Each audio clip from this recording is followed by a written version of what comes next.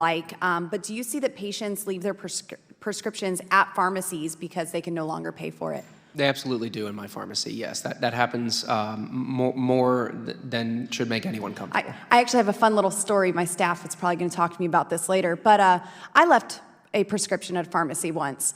I went to get birth control, and I was there at the counter and went to pay for it, and the price was very, very high. I said, wow, is this a 3-6-month prescription? No, ma'am, this is 1 month. And I said, it's cheaper to have a kid. And I left it there, and now I have my third son, Lauren Boebert, and so it turned out to be a really great thing. But I personally experienced that when times were tough. But thank you so much for your indulgence there, and I'll talk to the team about that comment later. To say Lauren Boebert is clueless is redundant, to say the least. As one of the GOP to climb out from under the Trump rock in 2016, she has no idea that her story is both ironic and emblematic of what's wrong with the party today. Let's start for a second with the Supreme Court that Trump and McConnell put in place. There's 6 Catholics there, including Trump's last 3 appointments, Gorsuch, Kavanaugh, and Coney Barrett, all who follow the Catholic doctrine that not only is abortion murder, but so is contraception. And Justice Thomas actually wrote it down, saying the right to contraception may not be a right after all. This theologic obstacle is, for one, a violation of the First Amendment stand against state-run religion, but it's also patently sexist. Gloria Steinem once said, if men got pregnant, abortion would be a sacrament. And Republicans have subjugated women for decades, and even when the likes of Fox News' Tomi Lahren speaks out for choice, the party attacks her and forces her to change her position in order to stay in the conservative circles. I rise to adamantly oppose H.R. 8404, the Disrespect for Marriage Act. This unnecessary, misguided legislation not only disrespects the importance of traditional marriage for the health of a family, but also disrespects people and organizations of faith who have the constitutional right to carry out their mission in accordance with their most deeply held beliefs. Obergefell is not in danger, but people and institutions of faith are. This hollow amendment provides no tangible protections for religious schools, no protections for faith-based adoption and foster care agencies, no protections for Christian businesses who contract with the government, and no protections for civil servants that justly believe marriage is just between a man and a woman. So think about this. If conservatism is really about smaller government, then why are Republicans backing legislation in 37 states to deny women contraception and the morning after pill? Is there any greater violation of privacy? But that's not all. States like Missouri are saying that it's a crime to leave their state to seek an abortion. Think about that. States would record license plates at like OBGYN clinics and then watch for these vehicles at the state borders and arrest women trying to leave the state. What part of that is small government? Boebert is a classic Republican idiot who cannot see down the road that her actions and comments about Democrats and women's rights push Republicans closer to placing us all inside The Handmaid's Tale, a classic Margaret Atwood novel that is now less fiction than even the most cynical futurists might have envisioned. And I said, it's cheaper to have a kid. Forget for a moment that Boebert and her husband are now divorcing and that her children will be without a father in the house, the exact argument Boebert has made as to what's wrong with inner-city families. But Boebert is a grandmother-to-be at 36, and her son is to be a father before he can buy a beer.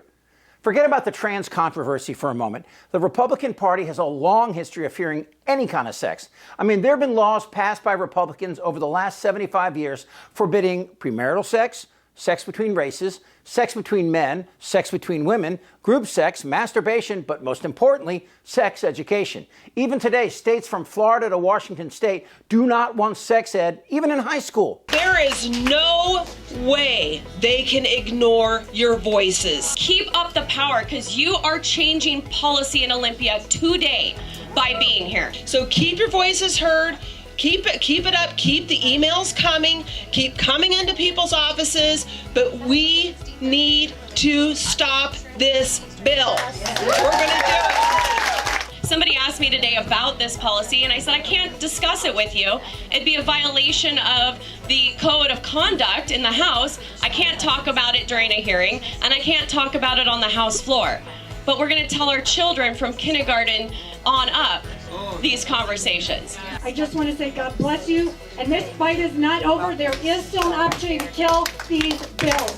Lauren Boebert's cute little story reflects another issue the party has created, and that, of course, is the high price of birth control and how Republicans want it that way. I mean, that's so effed up. All we hear is people like Boebert and her whack job cronies complain about fatherless families, all while pricing birth control and access to health care out of reach. Last year, Republican Senator Joni Ernst blocked a Right to Conception Act following a passage in the House. Today, that bill still resonates. The Right to Contraception Act protects every American's fundamental right to use birth control. To paraphrase Senator Patty Murray of Washington State, it's been nearly 60 years since the Supreme Court decided Griswold versus Connecticut, which affirmed Americans' right to privacy and with it, their right to contraception. So you'd think this would be a settled issue. And for the vast majority of America, it is. Yet, as we just saw somehow last year in 2022, this isn't a settled issue with Republican politicians. Last year, 195 House Republicans voted against the Right to Contraception Act. And now they have blocked action in the Senate as well. The evidence of where Republicans actually stand on birth control is overwhelming. They aren't standing for women. They aren't standing for families. They aren't standing for a right nearly all Americans support. They're simply standing in the way. Mr. Speaker, I'll tell you my priority. Protect religious liberty, protect people of faith, and protect Americans who believe in the true meaning of marriage. I hope and pray that my colleagues will find the courage to join me in opposing this misguided and this dangerous bill. I yield back. Republicans show the people every day where they stand. No abortions, no birth control, no sex ed. The right-wing extremists in the United States Senate and on the Supreme Court are way out of touch with the vast majority of the American people. And yet they still want to tell them what to do with their bodies and their lives.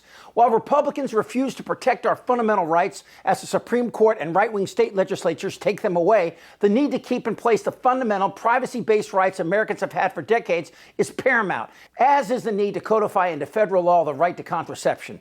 The Right to Contraception Act would protect the right to use contraception, which was first recognized by the Supreme Court more than half a century ago, but now is under threat. With Thomas, as I mentioned earlier, writing the court should revisit the decision soon.